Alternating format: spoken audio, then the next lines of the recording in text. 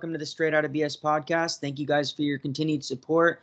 We have over 55,000 views and a little over 11,000 hours of view time, so we are making a difference. Let's keep on getting these videos out there. Share them, subscribe if you're not already, leave comments down below, and just share the videos with friends so we can get the word out there about these places. Thank you to my Patreon members. Donations are never expected, so they're always appreciated. Lilith, sorry, my cat. So that's just really appreciated. Links are in the description. I want to do a moment of silence for the person still struggling with intrusive thoughts or addiction or anything like that. So on the count of 3, I'm going to do a moment of silence. 1, 2, 3. Okay, thank you for that. And without further ado, I want to go ahead and introduce my guest for the day. Go ahead and introduce yourself and where you went and what years. Hi, I'm Stu Berry, and I actually started with Joe Ritchie in a program in Quincy, and then moved with him to Maine to help him. Well, he used us to start his place by already having residents, and there was 4 of us. Mm-hmm. And so that was from the year 1970, late 70 into 72. Okay. I graduated in 72. Okay, so was this before Elan? Yes. Okay. Yeah, it was called Survival, and Joe was the director of it, and there was only 4 of us.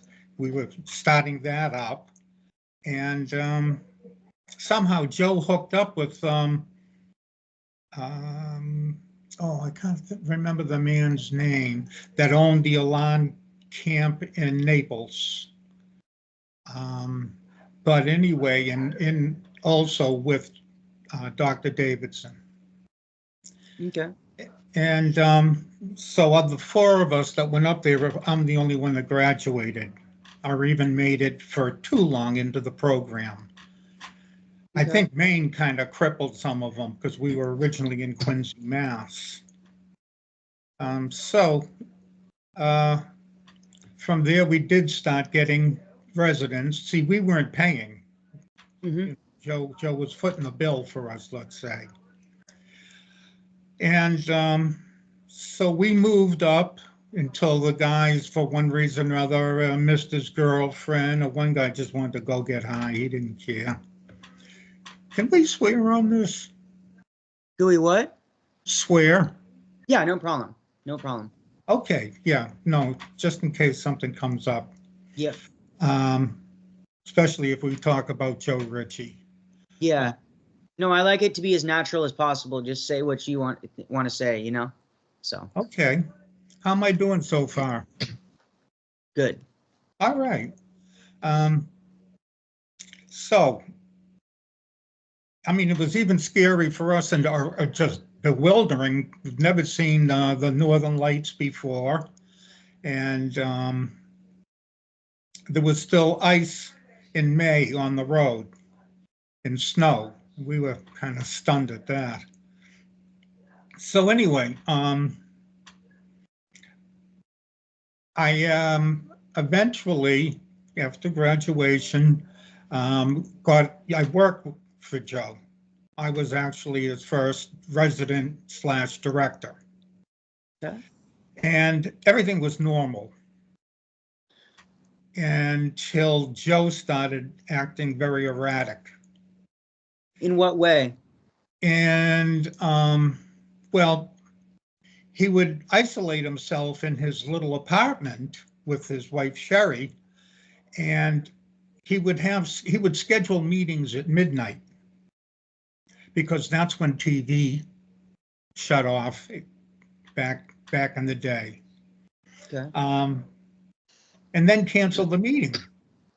So here it is, you're working all day, now you're staying awake until midnight to have a meeting that gets canceled. That's just one of the freak little things. I think he relied on me too heavily, having just newly graduated and all that. So that was the beginning of it. And then he, I don't know, he had surgery, and he was really pissed off that the surgeon wasn't writing him prescriptions for pain because of his history. And I don't know, at first he was in a lot of pain, and then all of a sudden he's okay, but he didn't get a prescription. That I know, that he didn't get a prescription. So it was after that he twitchy, kind of a little, and for him that was really weird because he's usually calm. You knew him, right? I didn't know him, no. No, okay. I know of him. I don't know him like Oh, personally. you okay? So you didn't go to Elan or anything? I went to Spring Creek Lodge Academy way later, which is a WASP. It was kind of one of those programs that birthed out of Elan and Synanon and all of that. Yeah. Yeah. Did they also shave heads or anything? Yep. They shaved your head. The first day you got there, your head was shaved. You had to wear we had to wear uniforms. We had to walk in like line structure. We had to like walk in sync, and like there was a lot to it. Like I'm curious to like see what the similarities are between where you went and the place I went. Well, when I was in Elan, we didn't do any sign hanging, head shaving. There was none of that. You would get a general meeting if you were really bizarre or something, but there was never anything physical. It was all just screaming. Okay. Um, Like the small group screaming, like the feedback or whatnot, like screaming at people and stuff like that, right? yeah, it was like they were all giving him a haircut at the same time. Yeah. And almost, well, he was seated, the person was seated, and they'd be hovering over him. And, even at that, it was uncalled for. That isn't really the way to figure out somebody and help them. Yeah. Yeah. I'm curious, how did you hear about the first place you went before Elan? Like, how did you hear about the place? How did you get in, like, Survival is the name of the place in Quincy. Okay. Well, we heard that you can get prescriptions for methadone. And all you had to do was go to one group therapy a week. And that was also the night that you got your methadone prescription. So in the course of this gathering, the one thing I took from it that really impacted me was that, why are you doing this? You know it isn't right. There's something that you have to deal with, and this could help you. Okay. So were you an addict before that? Before you went there? Yeah. Oh, okay. Yeah, but I was young. Let me see. By the time I was 20, I was done and was going to survival and taking the methadone program serious. And going to a lot of people would blow off the group therapy and they'd hear about it the next week, but they'd still get their prescription, which is all they cared about. I found the group therapy interesting, if nothing else. A little inspirational. I mean, Joe Ritchie was mellow back then. Although he could change his character quickly. Okay. He was a con man. Yep. Really a lot of these people are. Excuse me? A lot of these people are that run these schools. Yeah. Yeah. Let's see. So let me get this right. when you went to the first program, sorry, I'm blanking. It was survival, right? Yes. Survival. Okay, survival.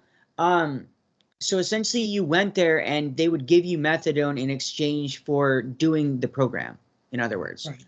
okay, that's extremely interesting. I'm on methadone currently. I'm a recovered heroin and meth addict. I've been clean for 3.5 years. But that's interesting to me. So they sent you this. That's really interesting. So if you didn't do the work of the program or do what you were supposed to do, they wouldn't give you your prescription then? Is that how that worked? Okay. Yeah. Interesting. How long were you at the first place? How long did it take you to graduate? Well, I wasn't at the first place long, maybe 3 months. Okay. And Survival. it was just the four of us in a beautiful Victorian home. We even had our own bedrooms. And Joe approached us in a group and said, look, I'm starting a place up in Maine. Because this is only, it originally was only to be short term, like a month. And then, so he said, we're going to be into a long-term program. You'll be here a year where we're going, but it keeps you working on yourself the whole time, rather than having a job and other things to take your focus. So we were okay with that. He explained to us that we weren't going to have to pay anything, room and board or anything, that if the program's successful, other people will be footing the bill for hours. And we met Jerry Davidson, and David, oh man, well, anyway, the man who owned the Naples, a camp. Okay. So that's how we went. And as a matter of fact, I was on in Quincy at Survival, literally got into Joe's Volvo with Sherry and two of the three guys. Another one went with the other guy that was going to be starting it with Joe, that was also a graduate of Synanon, I think. And with Joe and Richie and Chit Chat, we went up to Maine and started Elan. Okay. How was Elan structured initially when it first started, and how did it change over time? Yeah. Originally, Elan, we really thought it was something to not have to deal with what I felt anyway was erratic, or it was overzealous to be making somebody wear a sign. And of course, I saw one of the movies where they even dressed them up as a baby with a rattle, and it's just crazy shit. I mean, that's bizarre, absolutely bizarre. It's you'd see that in an asylum, maybe. Yeah. Not in a therapeutic community, which is what it's supposed to be, a therapeutic community. And that's what it was when I went there. It was a therapeutic community. Not too often, I would say probably in the year and a half that I was there, did I see more than maybe 3 general meetings. And I think one of them was because someone split. Okay. And as a matter of fact, they sent me to Ohio to hunt them down, and I found them. Okay. Was it just you they sent? Did they just send you? Yeah. Okay. Interesting. Yeah. Well, it didn't take rocket science to figure out where the kid ended up. Yeah. And it was in Dayton, Ohio, because that's where his family is. So anyway, back to Joe. What do you want to talk about? Okay, I want to touch on your childhood and what led up to, since you were using drugs. I'm just kind of curious what led what led you to feeling like you should go to survival? Like, what led up to that? You mean my very start with drugs, or what? I mean, like throughout your child, like how was your childhood, and what led up to you using drugs, and then what led to you making the decision to go to survival? I was a very avid reader, and so I read a book on the Hells Angels. And at the time, I was the stock boy at a pharmacy. So naturally, talking about Hells Angels, you're also talking about drugs. Mm-hmm. And so one of them, some of the names maybe must have stuck in my head, because now I'm stocking shelves and there is some of that stuff. And so I said, I'll give that a shot. They made it sound entertaining. Mm-hmm. And so that kind of started the ball rolling. Okay. And I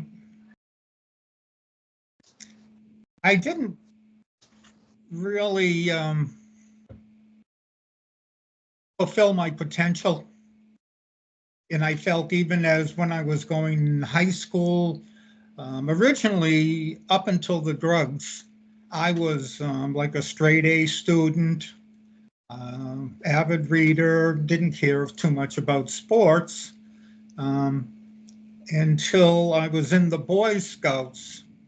And they were having what they call it, a jamboree, and you have to sell so many tickets to it and all that bullshit. And anyway, I won. I know it because they were keeping a chart in the clubhouse, I guess. And so I knew I won, and I took the money to the club master or whatever you call him, and gave him the money. And I knew his breath smelled funny. My family didn't even drink. My mother and father didn't even drink. And so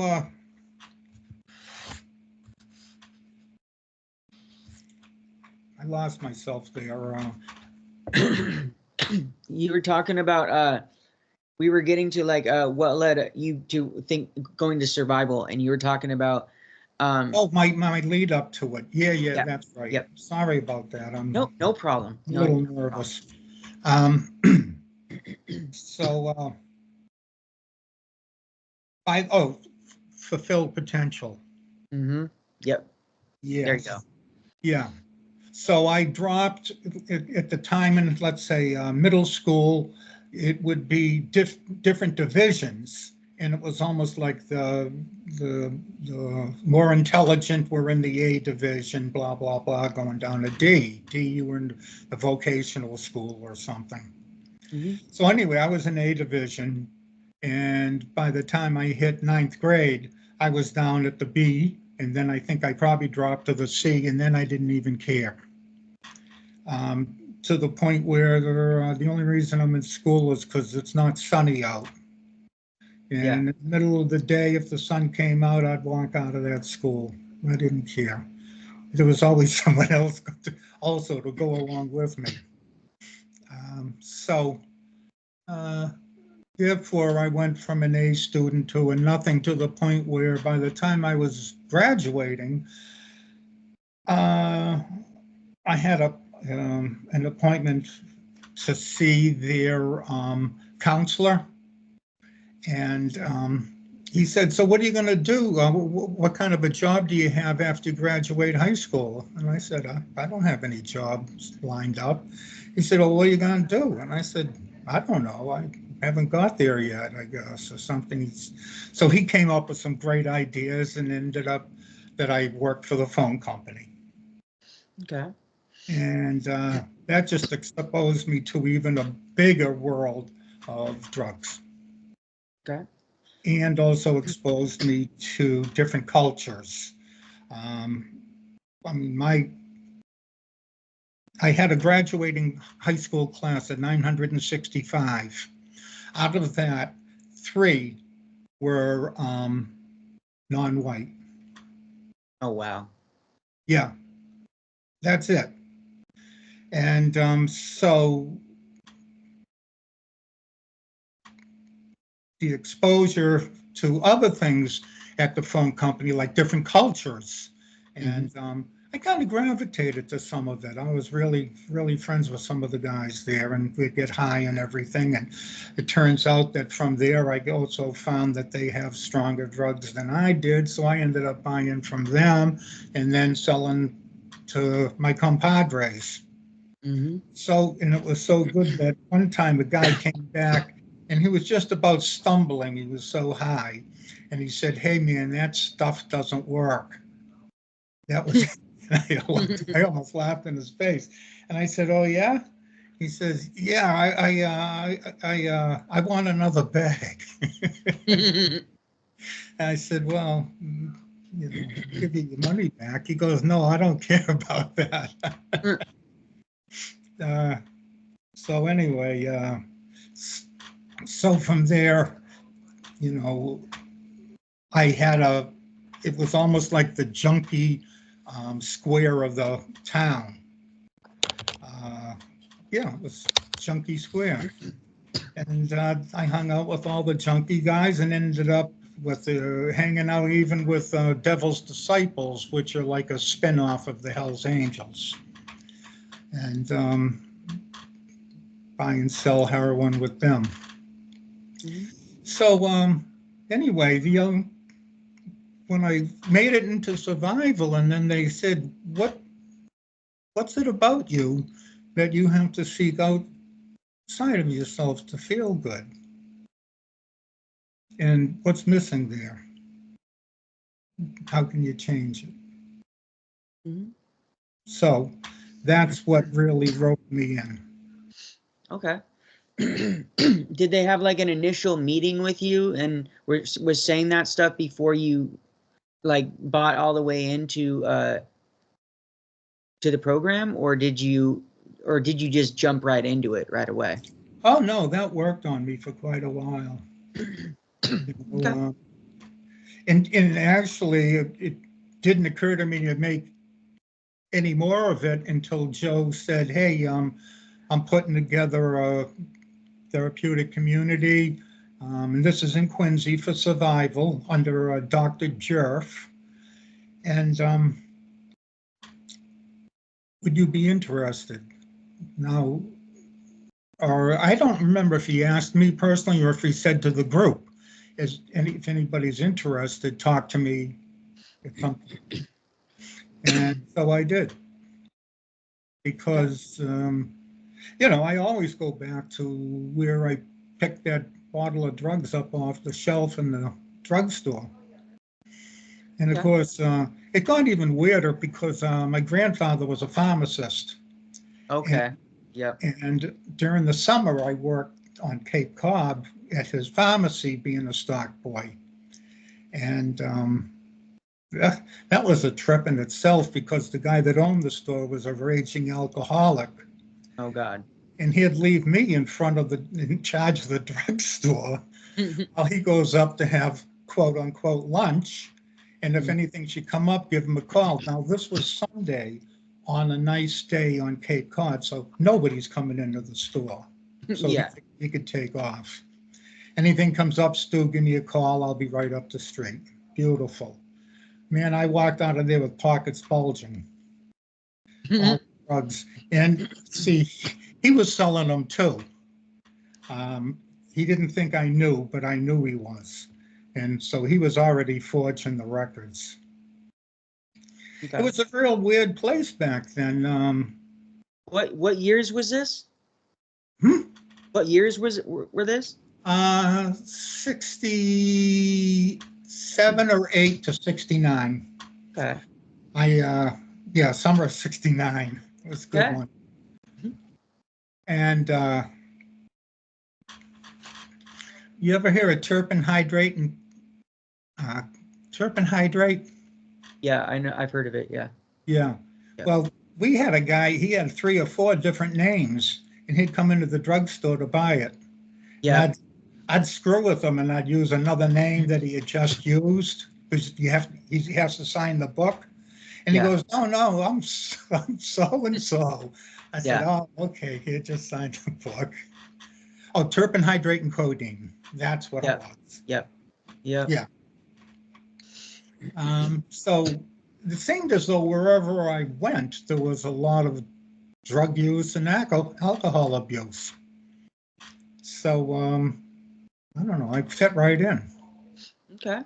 How long did you stay at Elan? And were you at Elan as a student or as a person in the program, or were you working there? No, as a person in the program. Okay. And I was there for, before I graduated, I would say 14 months. Okay. I graduated in 72. Okay. I have my diploma. Did the credits transfer? Did you do any school there? Oh, nothing. It wasn't a school. Okay. Okay. No school there. It Okay. was all just groups, group therapies. And I mean, even to the point where they were doing Primal Scream. And that was something that had just kind of like came out. And can you explain what that is for the audience? Excuse me? Could you explain what the Primal Scream is for the audience? It's basically when in the process of the regular seated group, someone talking, well, kind of like myself, only Joe prompts them to stay on the emotional part of it and ramp them up so that they end up, holding on to somebody and just screaming one particular phrase over and over again until they're exhausted. Okay. Interesting. Yeah. I can't remember who started it. It was right around 1970, that the Primal Scream therapy came about. So we had that, sensitivity meetings, encounter meetings. Did you go to any therapeutic communities? Well, I mean, in the place I went, the like therapy part was these seminars that we had to complete. So we'd have to complete a certain number of seminars, and these seminars would like be day-long events where essentially like you like talked about like your issues, and you're confronted on pretty much everything in your life, and there's like processes. It's really hard to explain, but there's like different processes. There's like small groups where like you'll break up into small groups and you'll like talk to each other about like the traumas in your life and like how that affected you. And sometimes there would be other activities going on in the small groups. And then we had kind of similar to Primal Scream, like you were just saying, in a way, we had something called a release process at the very end of these seminars. And it was essentially, we were blindfolded and we reached on the ground and there was a towel wrapped in duct tape, like really tight, and we'd pick it up and we'd literally beat the ground and like scream out like anything like that we were angry about, and like this would go on for hours and at the end of this we would be completely exhausted, like and there was something about coming out of the seminars that like you felt so like light, if that makes sense. Like you didn't feel like weighted down by all these burdens and stuff like that. It's kind of hard to explain, but I think that's part of what like a release does, any sort of release in life, so you feel lighter after it. So that was very interesting. I think that maybe Primal Scream maybe evolved into something like that or something like that. It sounds so. And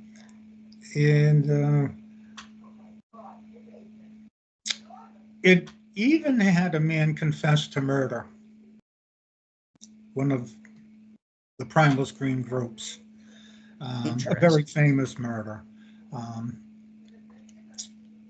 And so,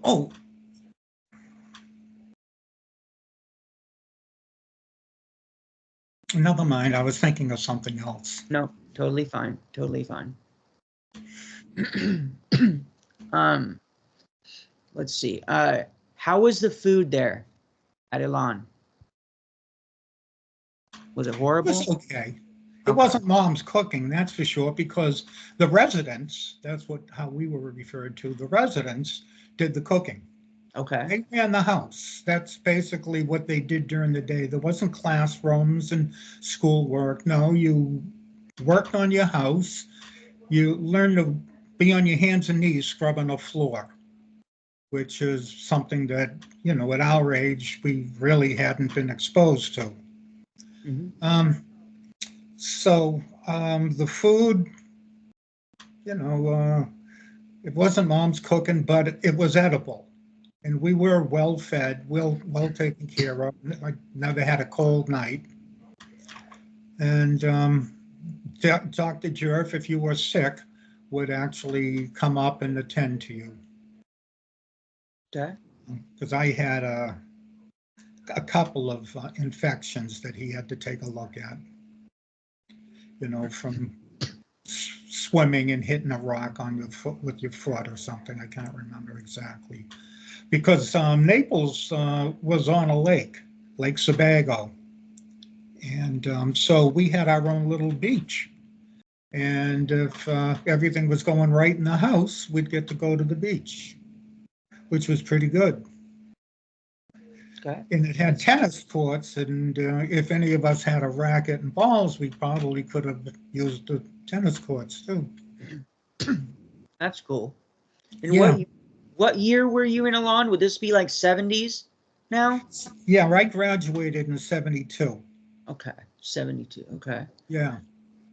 Was there Excuse me? No, go ahead. Finish your I thought. was going to say, and as far as keeping you busy, and eventually I was giving like lectures at high schools on drug addiction and what you can do to seek help, and that you don't have to feel like that.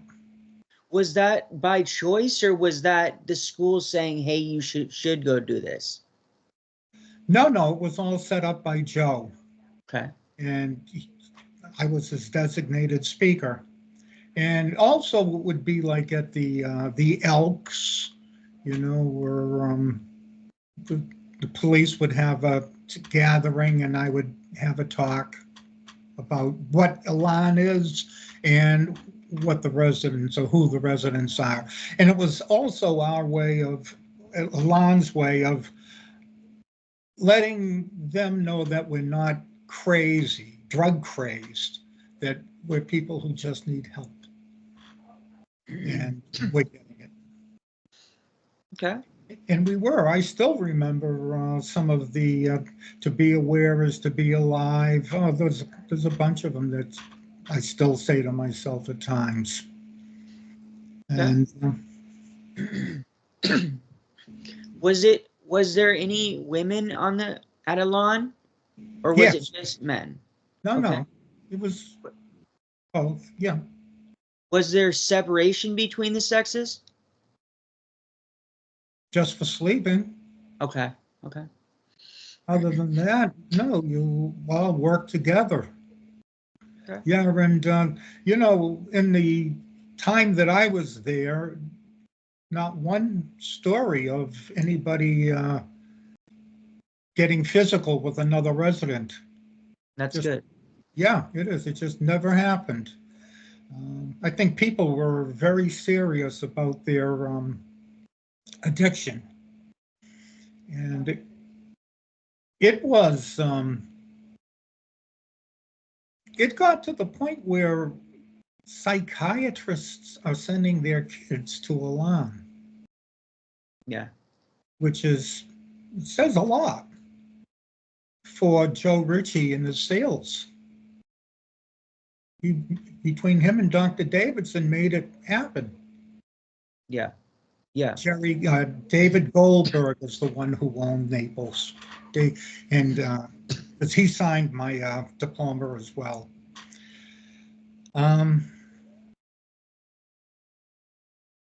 So yeah, my public speaking, and believe me, I'm a horrible public speaker. My wife will tell you I don't like talking in front of people, but I did okay back then because it was something that I was passionate about. Yeah. Okay. Let's see. What do you think changed? Like, because Elan changed a lot later on. What do you think brought about that change? Do you think something might have happened? Like, because from what I remember, Elan started off, Joe was like, it was starting off, he was really trying to do a good thing, like, and what he was doing a good thing. And then I'm just trying to figure out what changed, what happened to where Well, like the bad it stuff was started Joe. happening. It was Joe. None of that would have happened if Joe didn't allow it to happen. Yeah. I think, in my opinion, see, a lot of that, that's the reason I left, is because Joe seemed to be amping things up in ways that, as far as haircuts or getting physical with people, like pushing them against the wall. And he was leading the haircut and allowing that to happen. And I just felt that was wrong. Yeah. And then I saw things get worse. And so I quit. As a director, I was already a graduate. I was the director, and I left. I mean, immediately. I packed my bags and left. Did they try to get you to stay? Oh, no, he got pissed off. This really pissed Okay. him off. See, he would also, I mean, I had my own car when I was up there. It was one of the big wins for me, way beyond getting a phone call with my parents and being able to write letters to have your car up there. Yeah. Wow. That would have been fucking awesome. Yeah. Yeah. So he promised that he'd buy me tires because all the driving I'm doing is all for him. I mean, I'd go down to Boston to pick up a resident or Worcester to pick up a resident. And by the way, all our residents were drug addicts. That's the reason Okay. they're there. Now, nobody there for like mental health issues or any of that. Just okay. No. Okay. No. Then that started coming into play. And then the therapy started changing. And that's when I left. Okay. And with kids, and none of them were addicts. What was the lowest age when you were going there that people would go as? Like, what was the lowest age? I would say probably 17. Okay, see, that's way different than what they're doing now. Yeah. Yeah. Yeah.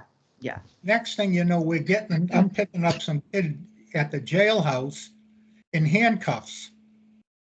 And the jailers say, don't take those handcuffs off until he crosses the border into New Hampshire. 13-year-old kid. This is our first one. And he was seriously screwed up. He robbed a church and then smashed into a cop car that had tried to stop him from from the stolen car he had, getting away. And it's just crazy stuff. And we end up with this 13-year-old kid who wasn't a junkie. We didn't know how to handle this in group. Mm-hmm. How long? As much as you say people are people, well, I haven't walked in those shoes at all. Okay. That's all. So I can't really understand.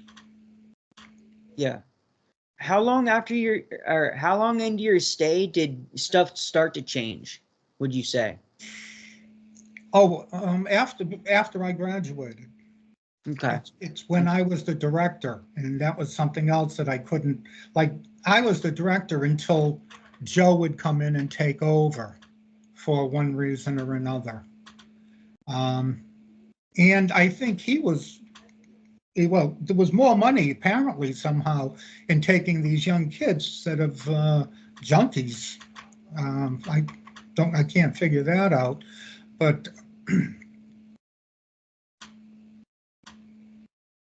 I don't know. I lost my train of thought again.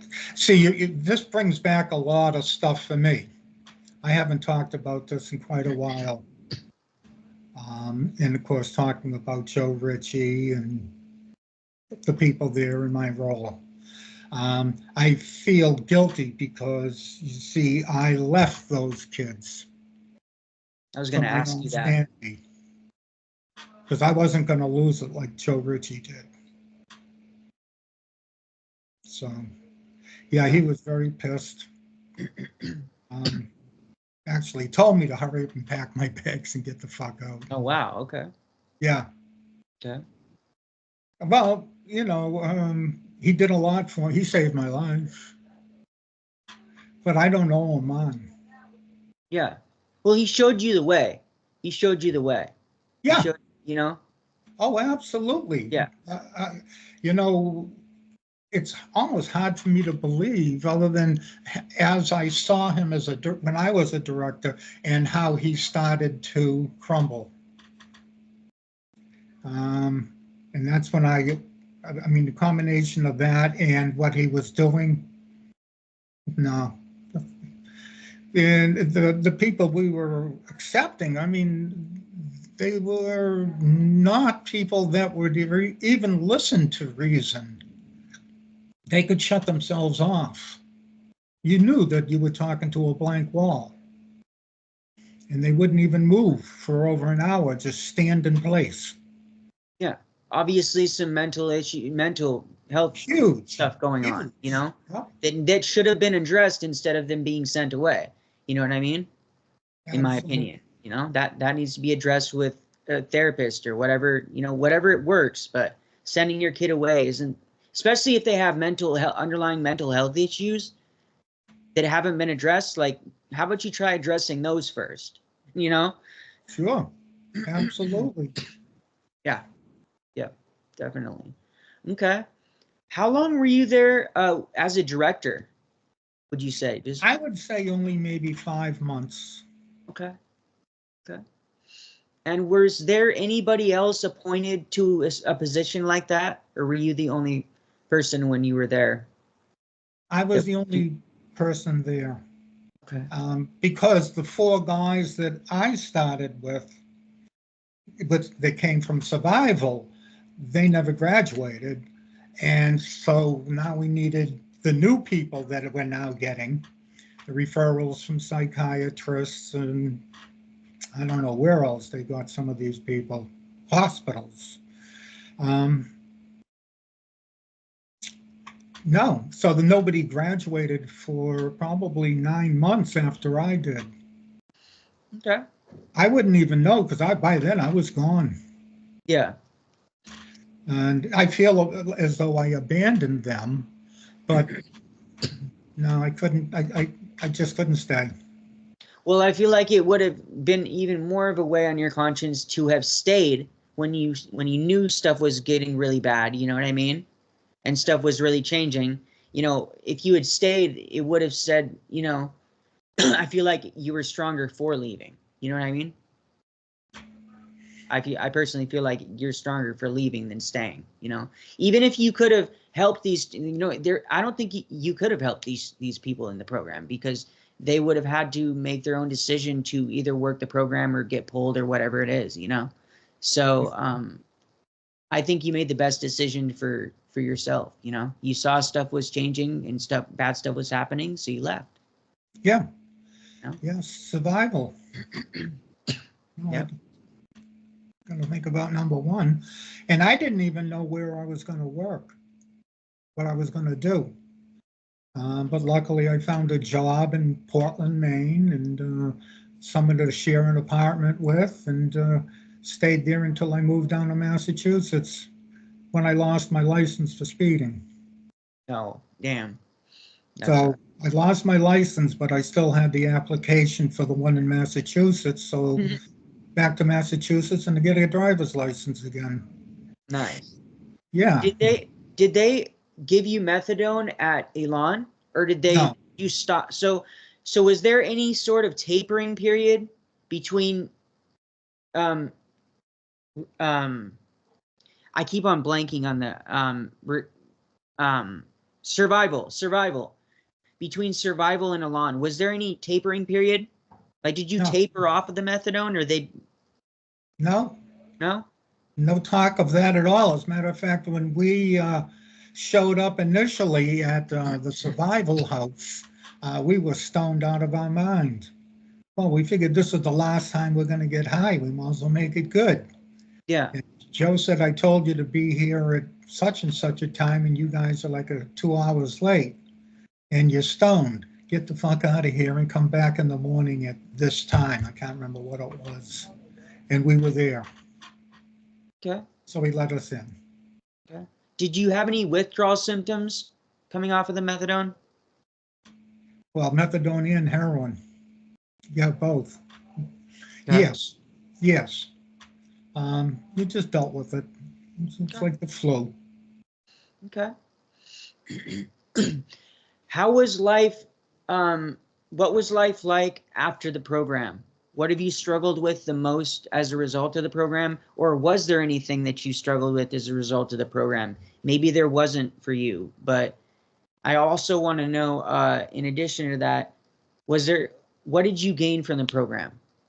Was there any positives? Excuse me? Was there essentially, was there any negatives about your experience in the program? And was there any positives? No, I don't feel as though for me there were any negatives whatsoever. Okay. There were some things that Joe Ritchie did that I didn't like. And Like what? one time, I don't know, he left. It's like he left us to our own designs. So he was basically letting the patients rule the nut house, you know. And some guerrilla guy thought he was going to take over. And I didn't want to deal with any of it, so I left. I went for a walk. I'm not dealing with any of this insanity that Joe created. And of course, he took offense at that I was supposed to stay and I don't know what, participate somehow in this abandonment that he had put us under. Yeah, Joe Ritchie was full of tricks. Okay. And I don't know if you ever heard of, have you talked to other graduates of survival or Elan? You're the first person from Elan that I've interviewed. I've been trying to interview more people, but Elan is one of those schools, I don't know why, but people aren't really coming out of the woodwork as much with Elan. I don't know. Same with CDU, same with Synanon. I've kind of had the same difficulty. I've interviewed like one person from Synanon and one person from Straight Incorporated too. So some of these programs just it's harder for me to find people to interview. So Right. Thank you for coming on. I appreciate it. Oh, you're welcome. Yeah. I don't know if anybody can take anything away by this, watching it, but anyway, I felt as though as much as Elan got a bad rap for the year that I was in the program, it was a challenge, no doubt, but I walked away with all positive things to say about it. What was the hardest part for you being there? Asserting myself, Confidence-wise? A combination of, yes, confidence-wise, yes. Like I wasn't the kind of person to approach somebody and speak sternly to them. I would, try to understand, but that isn't what they were looking for as far as this particular role called an expediter. So that was difficult for me to do. Okay. The general meetings I really didn't like participating in and tried to do as little as possible, if anything. Why is that? Because I didn't feel as though it was going to have any effect.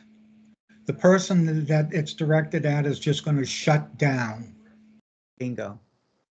You know, you'd be better off with two people and talking to them like a sensitivity therapy session.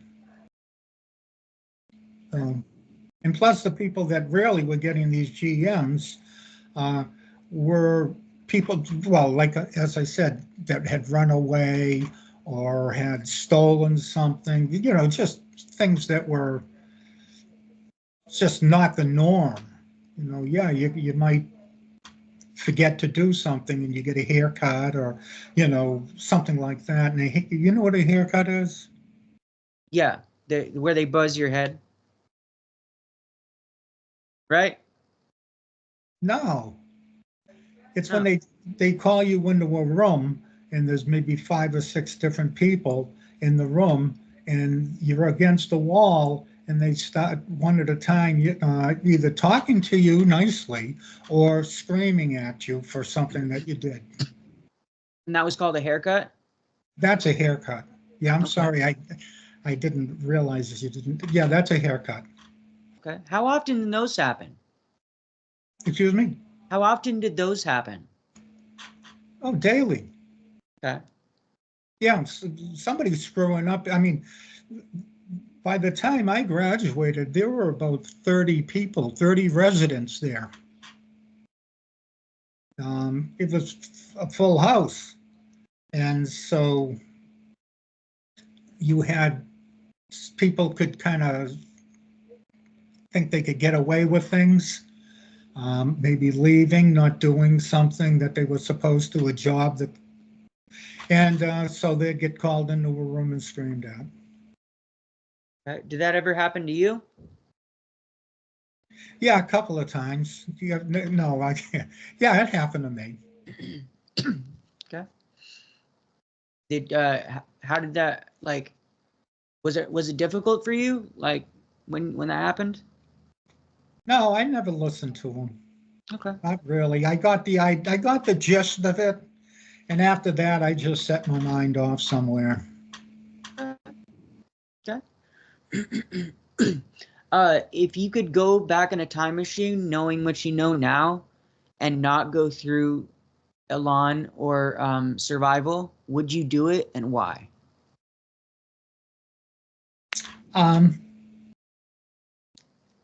I would do it again. Okay. Absolutely. Yes. Perhaps at the end, I would do things differently. You know, as far as my exiting there, maybe reported them or something. I don't know. I just had to get away. And at the time, too, Joe was talking about having me open up a new house in this very northernly most remote town in Maine. Oh God, that wouldn't have been good.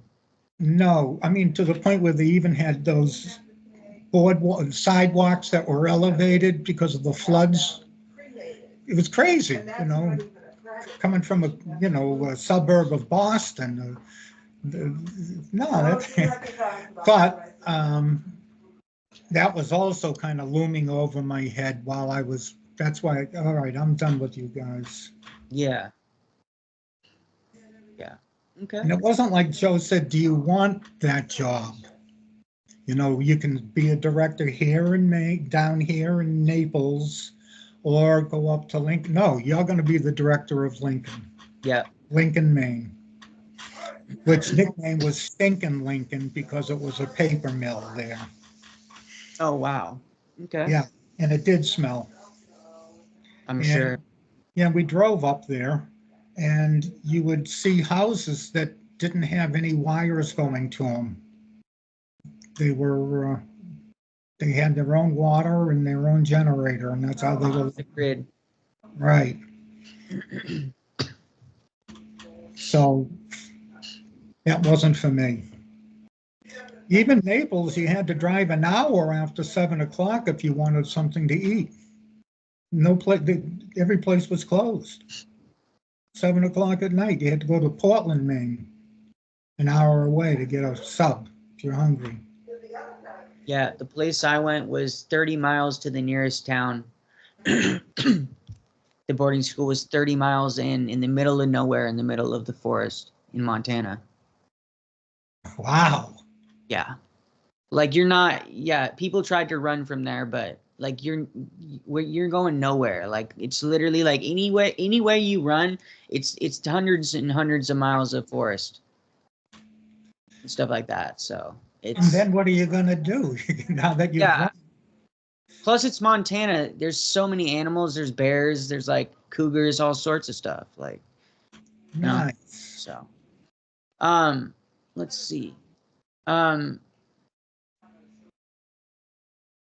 Is it your belief, knowing what you know now, that because these schools are still open and they're really bad, like currently, do you believe that they new legislation needs to happen and they need to be like they need to actually have people like monitoring and surveying what's going on in these places, or do you believe that they should all just be shut down? No. I think some of them have a lot of potential, or did. Elan had incredible potential. It's just that the man who was leading the pack decided to jump into insanity. At least so it seemed to me. Yeah. The way he was talking, the way he was acting, I didn't need that as a role model. Also, and all for money, and for him power. Because I do feel as though he was power hungry. That's my I think I agree too. Like like from what I've read and what I've seen, you know, like I was saying earlier, like Elan started off with like good intentions and it evolved into something horrible. So I do feel like at the very core, these places like have some good like teachings, but it's overshadowed by so much BS and like lies and gaslighting nowadays that it makes it extremely hard to be helpful to anybody, if that makes sense. So I totally agree. I feel like at one point maybe they were helpful. I think that maybe the model of like having only addicts there might have been maybe the reason that it was working so well back then. I don't know though, because we have no way of knowing unless we had, you know, other people coming in there back then to compare it to. But I would agree with you as well. Let's see. Is there anything more you want people to know about your experience? I'm glad I went. I am. And it isn't as though I haven't had problems since graduating. Due to having surgeries, I got back onto painkillers for quite a while. Had to deal with that again. And of course, all the teachings and things that I had from Elan helped me get back to normal again. And so, yeah, I'm always, you know, I mean, I feel a lot better about myself. That's what I got from them. Okay. Awesome. Well, thank you so much for coming on the show. I want to extend an invitation. There's a lot of times when I do these interviews, stuff comes up for people after they do the interview, like they forget. They're like, oh, I forgot to talk about that, or I want to talk about that. So if that happens, just write down some notes, take some notes about what those things might be, reach back out to me, and we'll do a part 2. And if you've watched so far in the video, please make sure that you like the video, subscribe if you're not already, comment, and share the videos, and we will catch you on the next episode. Bye, y'all. See you later.